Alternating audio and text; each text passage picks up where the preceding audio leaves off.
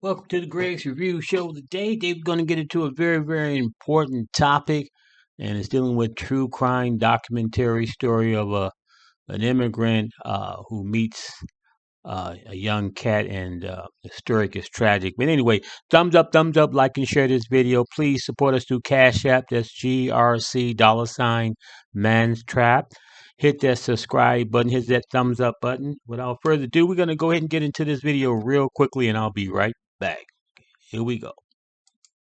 For him, the path to this objective was Rebecca, a 48-year-old widow from Connecticut, vulnerable and lonely after the loss of her husband. Their whirlwind romance ended in marriage, but it was a union built on lies.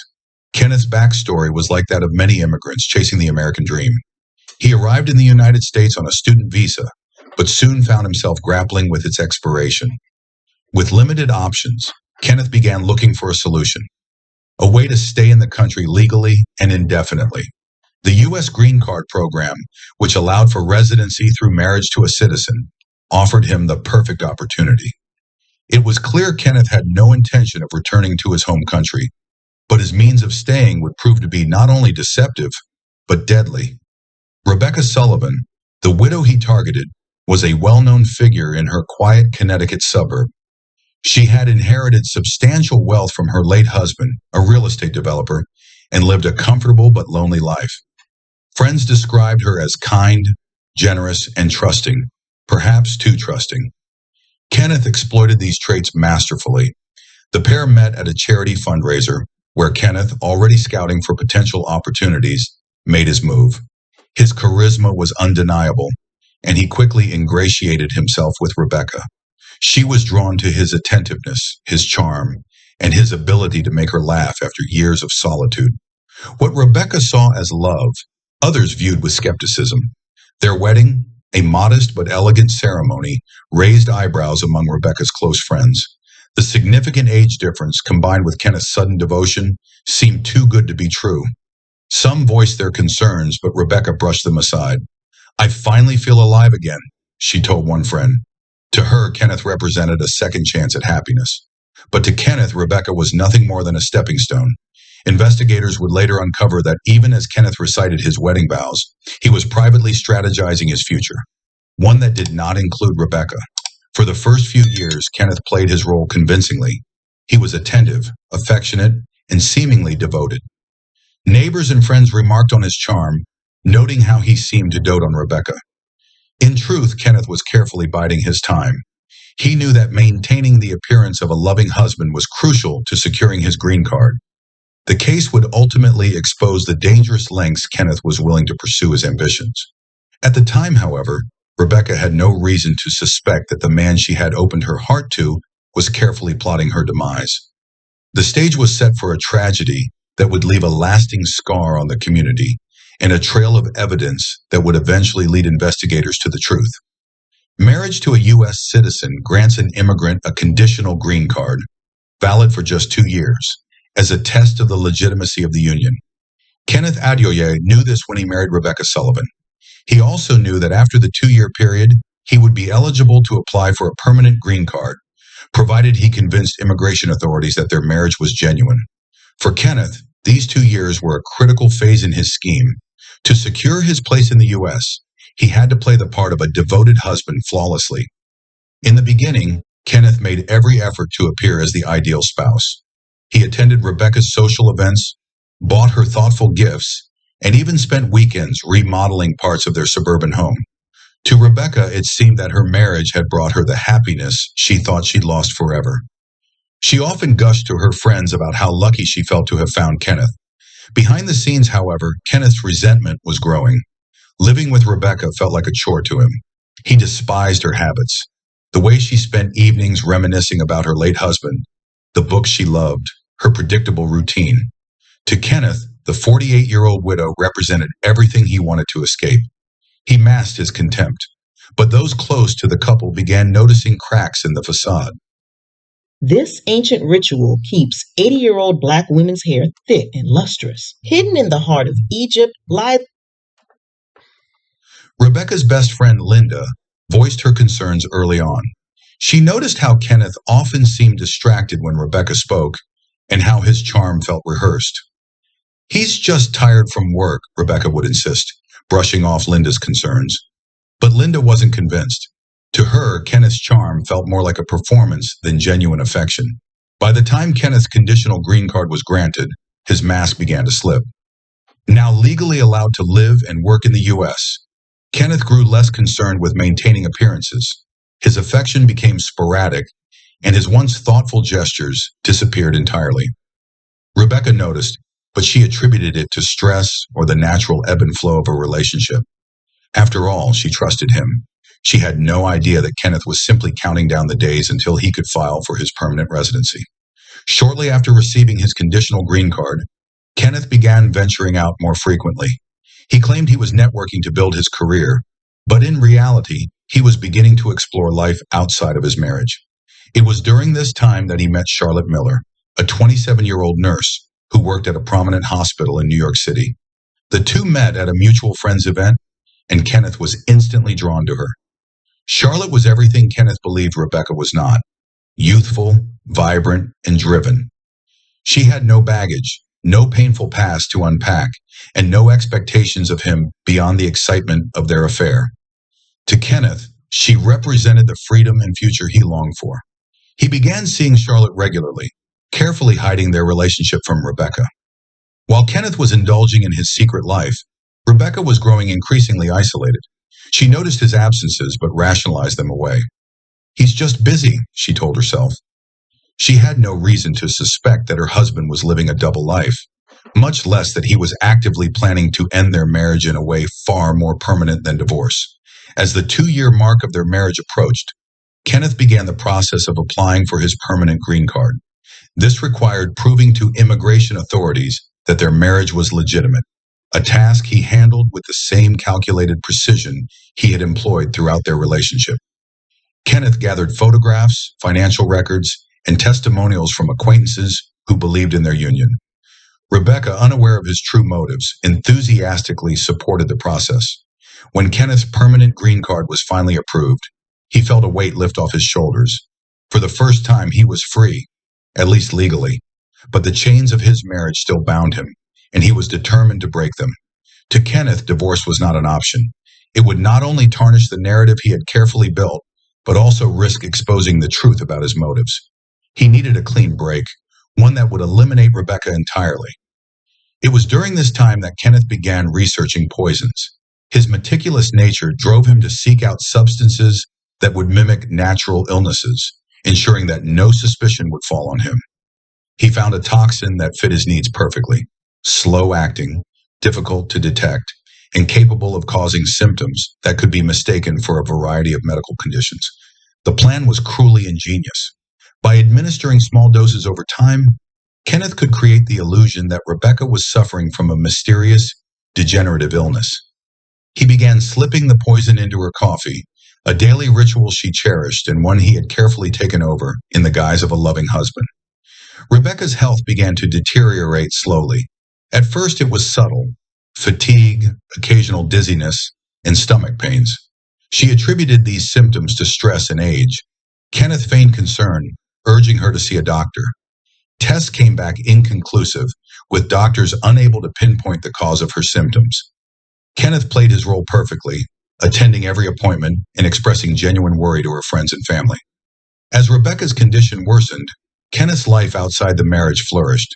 His relationship with Charlotte deepened, though he continued to hide the extent of his commitment to her. Charlotte believed Kenneth's story, that he was trapped in an unhappy marriage but was working toward a solution. She had no idea that the solution Kenneth envisioned involved Rebecca's death. By the time Rebecca's health had significantly declined, Kenneth had already begun distancing himself emotionally. He was no longer the attentive husband, but instead a man barely concealing his impatience.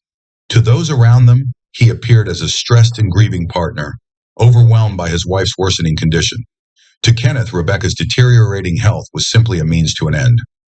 Unbeknownst to Kenneth, however, cracks were forming in his plan. Rebecca's friends, particularly Linda, were growing suspicious of the changes in his behavior. They noticed how Kenneth seemed detached despite Rebecca's worsening state, and how quickly he dismissed their offers to help. While they didn't yet suspect foul play, The seeds of doubt had been planted. As Rebecca's life neared its tragic end, Kenneth believed his plan was foolproof. He had spent years weaving a narrative of devotion and love, all while carefully orchestrating a plot to eliminate the woman he once vowed to cherish. What he didn't realize was that the trail of evidence he left behind, both physical and emotional, would soon begin to unravel. Rebecca Sullivan's health began to fail in a way that baffled her doctors and concerned those around her. What started as occasional fatigue and minor discomfort gradually escalated into severe nausea, persistent weakness, and weight loss. Friends and family chalked it up to stress or age, but Kenneth Adeoye knew the truth. Her symptoms were no accident. Kenneth had been meticulously poisoning Rebecca for months. His choice of toxin was deliberate, a rare, slow-acting substance that caused symptoms resembling a progressive illness. He had spent weeks researching online, ensuring that the poison would remain undetected during routine medical evaluations. Once he found the perfect substance, he acquired it through an anonymous purchase, taking every precaution to cover his tracks. Each morning, Kenneth prepared Rebecca's coffee, a ritual she cherished as a sign of his affection. She never suspected that the man she trusted most was using her favorite drink to destroy her. The doses were small enough to avoid immediate suspicion, but over time, the poison took its toll. Rebecca became increasingly dependent on Kenneth, both emotionally and physically, as her health declined. This dependence only fueled Kenneth's confidence in his plan. Doctors struggled to find a diagnosis. Blood tests, imaging scans, and physical exams all pointed to an underlying illness, but none provided concrete answers. Rebecca's condition became a puzzle, and Kenneth played his role as the devoted husband flawlessly. He attended every appointment, took detailed notes, and asked questions that made him seem genuinely invested in her recovery. But behind his concerned exterior, Kenneth's double life was flourishing. He spent more and more time with Charlotte Miller, the 27-year-old nurse he had met months earlier. Kenneth presented himself to Charlotte as a man trapped in an unhappy marriage, staying with Rebecca only out of duty and guilt. Charlotte, unaware of the true nature of his marriage, "This one organ can make a woman's belly big and stick out. And no matter how many diets or how much exercise you do, it fell deeply for Kenneth's charm. Her profession as a nurse lent her an empathetic ear, and Kenneth used this to his advantage, feeding her a carefully crafted story about his difficult life. As Rebecca grew weaker, Kenneth's impatience grew. While he had initially been cautious, ensuring the poison acted slowly, he began increasing the dosage.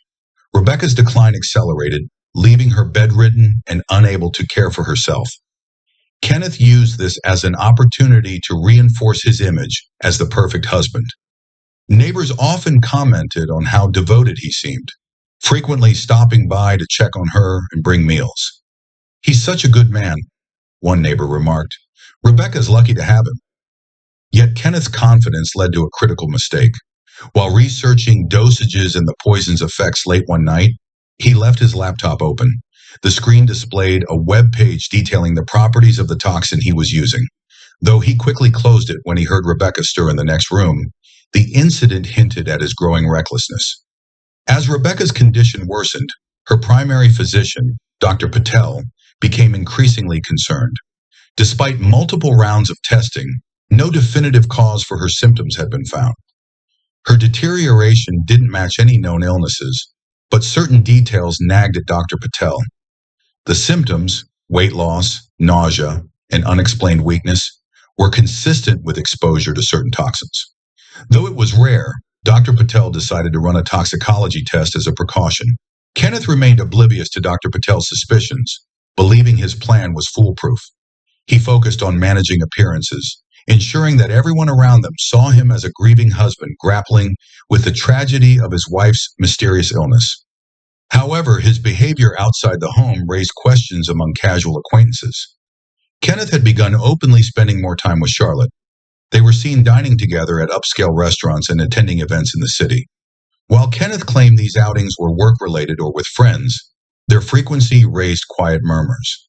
To those who knew Rebecca, the sight of Kenneth with another woman was jarring, though no one had concrete evidence to confront him.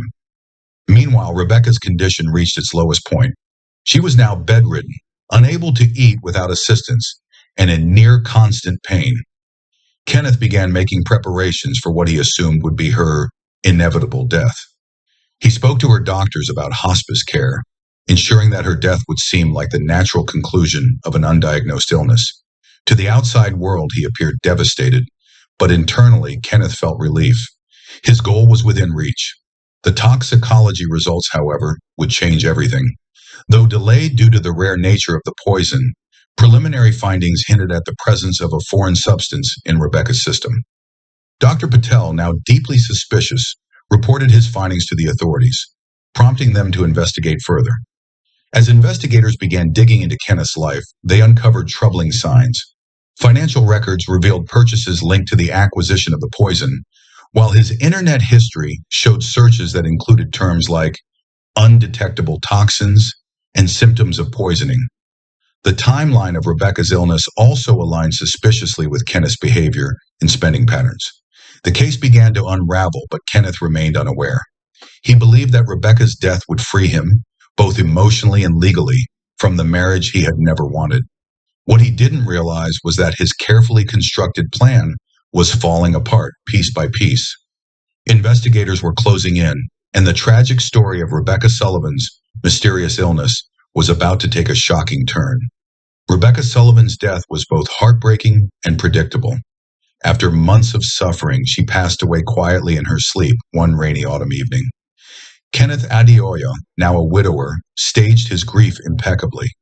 Neighbors described his emotional breakdowns as heart-wrenching, and friends spoke of his unwavering devotion during Rebecca's final days.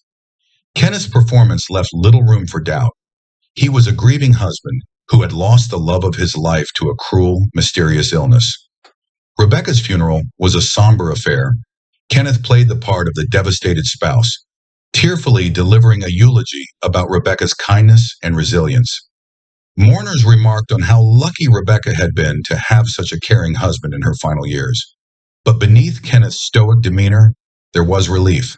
With Rebecca gone, he had finally achieved the freedom he so desperately wanted. Her estate, which included a substantial inheritance in their home, now belonged to him. The chapter he had longed to close was finally over, or so he thought. Rebecca's death certificate listed the cause as unknown natural causes. Doctors had been unable to pinpoint the root of her illness, and without evidence of foul play, there was no immediate reason to suspect otherwise. Kenneth believed the loose ends had been tied up, but the seeds of doubt had already been planted in unexpected places. Rebecca's primary physician, Dr.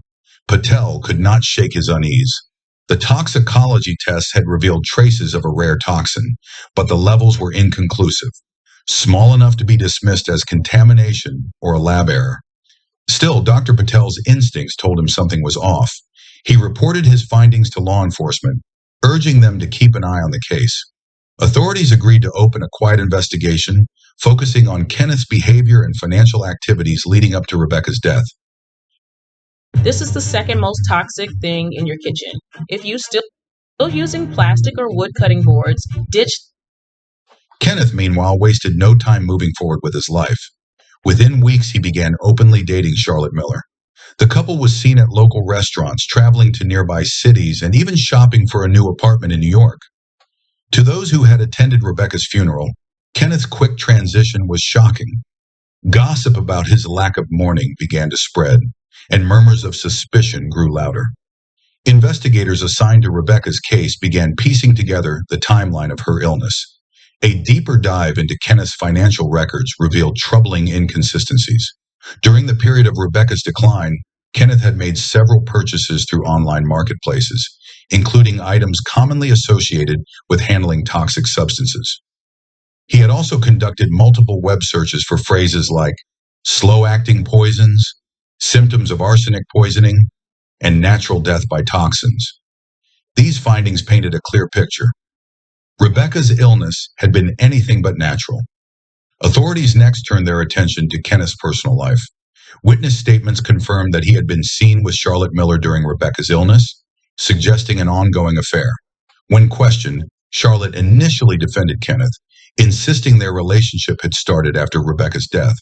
However, as police presented evidence of their earlier encounters, Charlotte's confidence began to waver. The most damning evidence came from Kenneth's own laptop. Forensic analysis uncovered his detailed research into poisons and his attempts to scrub this information from his hard drive. Investigators found web searches he had made months before Rebecca's illness began, along with deleted emails related to suspicious purchases. Financial records, bank statements, and credit card transactions revealed purchases of equipment used to handle the toxin. Kenneth's bank account also showed a pattern of withdrawals and transfers during Rebecca's illness, hinting at his preparation to start a new life after her death. Charlotte Miller's cooperation provided key insights into Kenneth's character and motives. While she maintained she had no knowledge of his plan, her testimony about Kenneth's remarks on feeling trapped and wanting a fresh start added weight to the prosecution's argument. Behavioral patterns. Witnesses described Kenneth's detachment during Rebecca's illness and his unusually rapid relationship with Charlotte after her death. These details reinforced the theory that Rebecca's death was anything but natural. Kenneth's defense team faced an uphill battle. Their strategy hinged on portraying him as a grieving husband who had been misunderstood. They argued that the evidence was circumstantial and that the toxicology results were inconclusive. They painted Kenneth's online searches as curiosity rather than intent, suggesting that he was merely researching Rebecca's symptoms out of desperation to help her. The defense also tried to discredit Charlotte's testimony, suggesting that she had been coerced by law enforcement into turning against Kenneth. However, the weight of the evidence, combined with Kenneth's inconsistent statements during police interviews, made their arguments weak in the eyes of the jury. The prosecution's final blow came in the form of a timeline meticulously pieced together from Rebecca's medical records, Kenneth's financial transactions, and his online activity. The timeline showed a chilling progression, from Kenneth's initial search for poisons, to his purchases, to the onset of Rebecca's symptoms. This sequence of events left no doubt about his culpability. Adding to this was a surprise witness, a forensic toxicologist who testified that the poison used was so rare, it would never have entered Rebecca's system naturally. This expert testimony eliminated any possibility of doubt, solidifying Kenneth's guilt. After a grueling 6-week trial, the jury deliberated for less than 2 days. On a cold winter afternoon, the verdict was delivered, guilty on all counts, including first-degree murder, fraud, and tampering with evidence. Kenneth showed no visible reaction as the sentence was read, but those in the courtroom described a palpable sense of relief among Rebecca's friends and family. The judge sentenced Kenneth to life in prison without the possibility of parole, ensuring that he would never again manipulate or harm another person. In his sentencing remarks, the judge described Kenneth's actions as a calculated and heartless betrayal of trust and love, culminating in one of the most chilling acts of deceit this court has ever seen.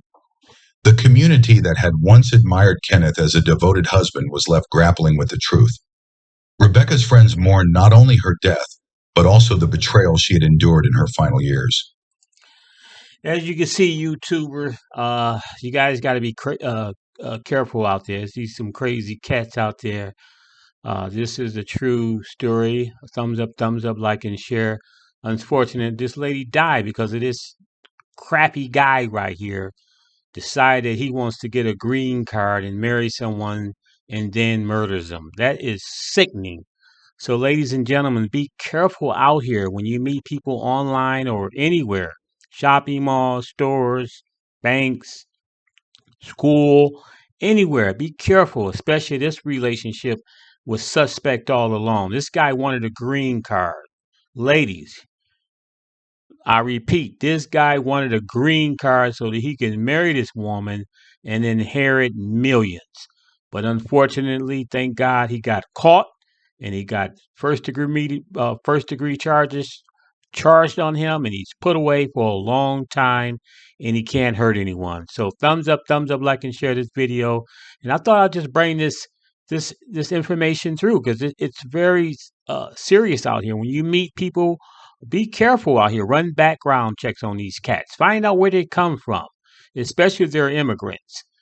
Find out something about these cats. Just don't marry this guy because he looks good or he's younger or she's pretty and she's younger. Be very careful and vigilant. But in most important, be prayerful and ask God to give you discernment when you're dealing with these people out here in the real world, whether it's online dating or just meeting someone. Always keep your guard up. Be very careful who you meet out here. So thumbs up, thumbs up. Please support us through Cash App, GREC $ mantrap. And the Lord say the same. God bless you and have a happy new year. And I'll see you next week. Take care. Bye bye.